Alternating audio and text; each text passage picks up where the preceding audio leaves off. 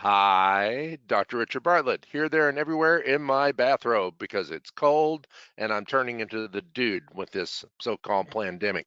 So I want to read you something from one of my favorite sources that goes beyond what people call source, is source. Love is not selective, desire is selective. In love, there are no strangers. When the center of selfishness is no longer, all desires for pleasure and fear of pain cease. One is no longer interested in being happy. Beyond happiness, there is pure intensity, inexhaustible energy, the ecstasy of giving from a perennial source, Nisargadatta Maharaj, one of these awakened folk, one of these critters. So I, I, I'm not awakened, but I am at least not completely asleep to the idea that all emotions are simply thoughts in the mind, and the mind is programmed from birth and probably beyond birth, before birth. Perhaps we're living in a simulation, and the simulation has rules, and when you break outside of the rules, perhaps that's what awakening is.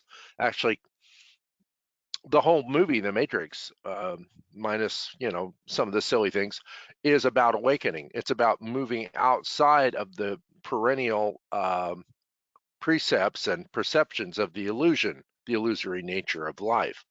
However, in the movie, there's that preemptory awakening where he thinks he's awake, he thinks he's out of the matrix, but he's just in another level of the matrix. And you find this out as you watch the second and third movie. And the interesting in some areas, fourth movie, where he was a video game designer who designed the matrix. And so he he was a game within a game, and you're a game within a game.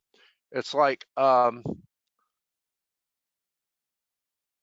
people do not perceive you as you are, but as they think you are. That's a quote I saw this morning on Facebook, and I had to quote back.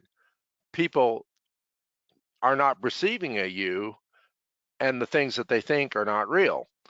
And so I don't know why anyone would even bother to listen to me, because in essence, I have nothing to say, because there's no thing that can be added that will create, catalyze, incite awakening other than the desire to awaken. And that is beyond pleasure, beyond pain, beyond fear and furor.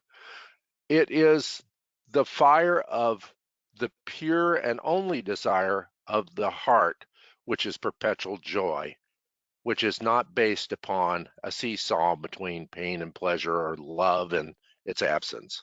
I'll see you next week.